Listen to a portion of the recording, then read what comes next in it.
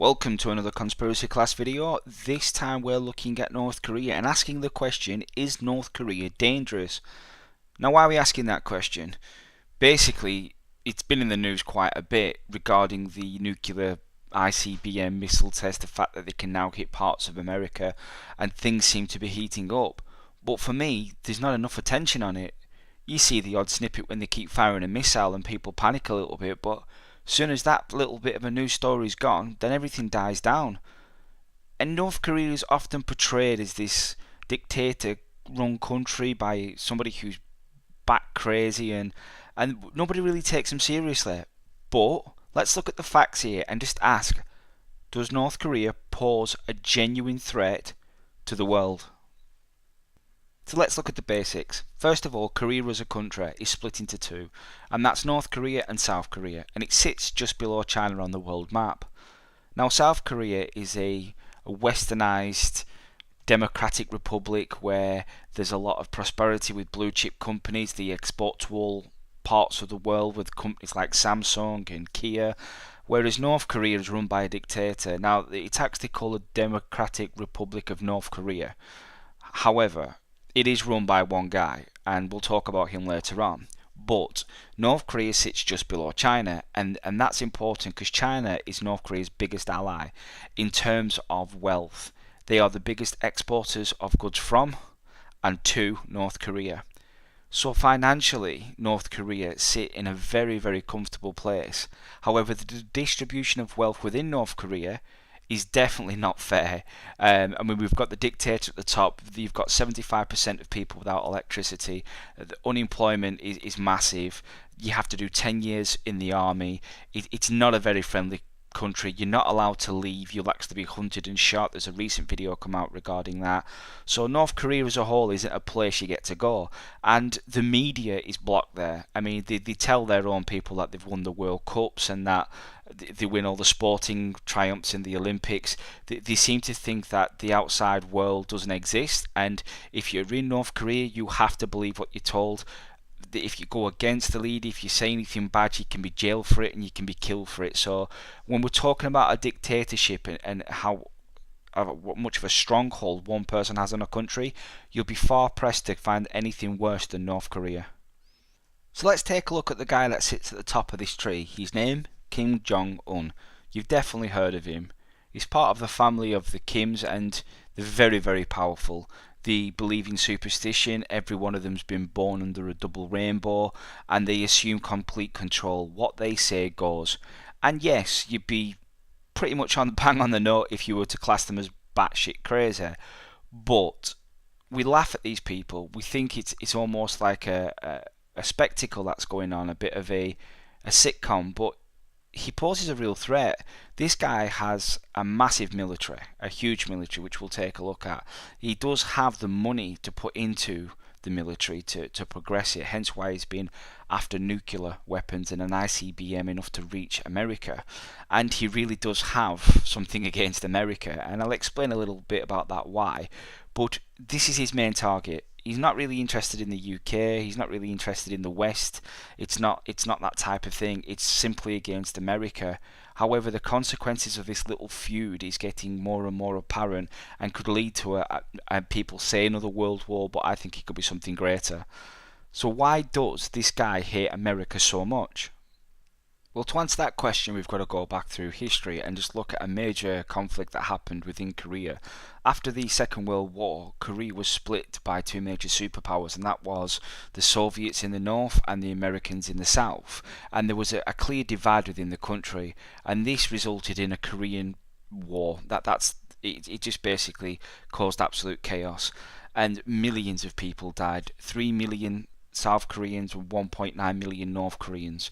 But it was the Americans that have stuck in the North Koreans' mind the longest, because the amount of air superiority they had, the amount of bombs and napalm they dropped. I mean, you're talking 635,000 tons of TNT was used in bombing North Korea, and they've been painted as the ultimate bad guy in North Korea. It's indoctrinated into their children to hate America from a very young age. All the propaganda is based around America being this supervillain, and only the Kims can save you against the evil threat of America.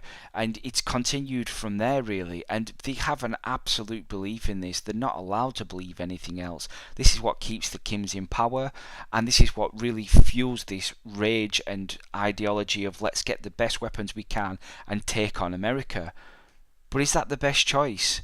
Can North Korea really take on America in a war and win? Well, first of all, let's take a look at the military that North Korea has compared to South Korea. I think that's a pretty good representation of how strong this country is. So if we look at troops overall, North Korea definitely wins, with nearly double the amount of troops. Main battle tanks, okay, they've got a few less, and artillery places, they've got nearly double the amount. Combat aircraft, they have roughly the same, and helicopters, okay, South Korea have a little bit more, and destroyers, South Korea have a better navy, there's no two ways about it. However, the submarines, and maybe that's because South Korea has more destroyers, then North Korea went down the submarine path to try and defend themselves.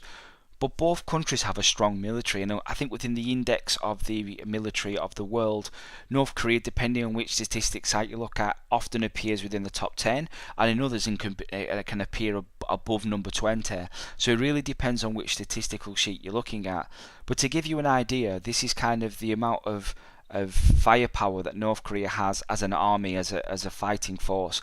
That's not taking into consideration the public conscript that would happen if a war was to take place, and they reckon the numbers sits around another 3 million troops. When you're talking an army with a strength of 4.2 million soldiers, that's nothing to be to be shied away from. That is a serious fighting force for any country, even one with the might of America. So why have North Korea got America so interested in them at the moment? What's really lighting the fire under this possible conflict that could really change the face of the earth? Well, it's simple. It's because of the ICBM tests. Now, if you've watched any news outlet, you've been on any website, this is kind of the only thing they're reporting about. And over the years, it's been known that North Korea has been trying to get nuclear technology to arm a missile to produce nuclear weapons. And they believe to have 10 at the moment. But it's okay having a nuclear missile, but you have to have a missile that's good enough to reach the target. And now they seem to have that. They've been testing by firing these ICBMs, and they can now hit Guam, which is part of America, and they're claiming they can hit parts of the eastern seaboard and the western seaboard. They reckon they can actually hit any part of America they want. So up until a few months ago, the threat of a nuclear attack by North Korea was very limited. But now this ICBM seems to be working. People are really paying attention and saying, hang on a minute, this could be an absolute catastrophe. As far as a mirror war goes, then no, North Korea could not compete with America. America spend more than the next 26 countries combined on their defense. We're talking trillions of dollars. The numbers are far superior. The technology is far superior. But mirror wars very rarely occur these days. If you talk about what happened with the Al Qaeda and the Afghans and the Iraqis compared to the British Army and the American troops, I mean, talk about being outgunned. They don't even have an air force, but the amount of casualties and the amount of guerrilla warfare tactics that they can use and they can really get results from. Look at the Vietnam War. So when you're talking a mirror war, then no, North Korea cannot stand up to America. But when we're talking about nuclear weapons, this is a different kettle of fish. I mean, we're talking about something that has mass destruction, which can be literally done by the press of a button, and can wipe out huge areas, even on the first attack, which would usually take an army, could be years if they were on land, sea and air to overcome and to take control of. So nuclear weapon threat is something totally different. But when looking at nuclear arsenal, that still lies within the United States' favour by a long way. I mean, this is a little bit of an indication of how silly it's got with the nuclear arsenal between Russia and United States. Over 7,000 nuclear warheads each. And North Korea sits at the bottom of this table with 10. But 10 nukes we're talking about here. That's 10 destructive highly capable ballistic missiles, if they were to launch them, it would literally change the face of America forever. So having 7,000 nuclear missiles compared to only having 10, it really doesn't make much of a difference if they can land all their 10 before the United States even fire one nuke off. Then we've got the problem of MAD, which is mutually assured destruction. And this is the idea that if North Korea fires a missile at America, America fires a missile at North Korea, China or Russia, who back up North Korea, then fire their missiles at America, Britain, who usually back up America, fire theirs at China and Russia, and before you know it, the whole of the world is firing nuclear missiles at each other. The bottom line is, it doesn't end well for any of us. So when we're talking about this war between North Korea and America, and people keep saying, are we sleepwalking into this war with North Korea, and we're always saying it's against America, it really isn't. The whole world needs to pay attention, because believe me, if one of these nukes gets fired, it's going to affect us all. This is a video of the Tsar Bomb, which is the most powerful nuclear weapon ever to be detonated at 57 million tons of TNT.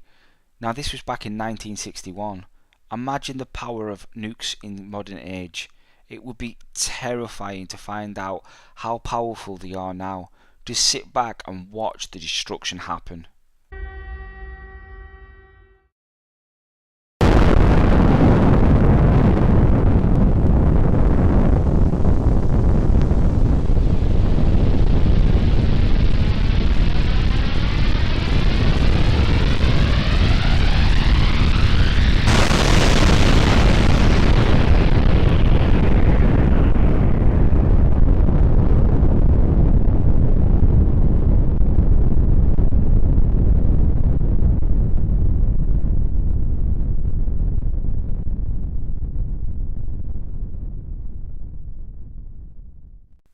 It's absolutely terrifying to think that the two people that could really start a nuclear war are Donald Trump and Kim Jong-un. I mean, look at this guy.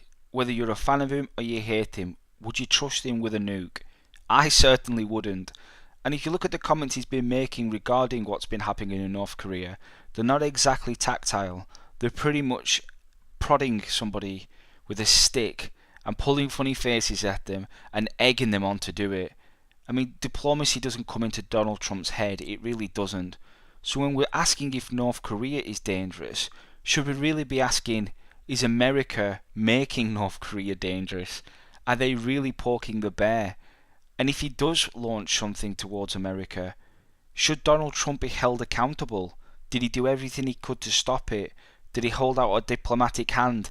Because so far all he's done is gone onto Twitter and gone onto the news media and belittled Kim Jong-un and give him more of a reason to hate America. So at the start of this video we asked the question, is North Korea dangerous? And the answer is yes. It's yes. But that confuses me a little bit more, because why isn't the world's media really casting an eye on North Korea? Why aren't we really focusing on how we could resolve this diplomatically instead of pointing nukes at each other? Why are they interested in all the celebrity stuff and the royal wedding when there's a real concern here that the South of Korea and America are going to go to war with North Korea? And don't for one instance think that that's just their problem and it's their war and their solution that they'll have to come up with, because it's not. If Kim Jong-un decides to fire nukes at America, that's it. It's game over for us all. We're all going to war. Mutually assured destruction is going to happen. So maybe we want to pay a little bit less attention to who when I'm a celebrity and try and keep an eye on what's going on with North Korea and America. Right then guys, thanks for watching today's video. Leave your comments in the section below. Let me know what you think about North Korea and what you think about Donald Trump. Don't forget to hit the like button and subscribe if you're new. But for now, class dismissed.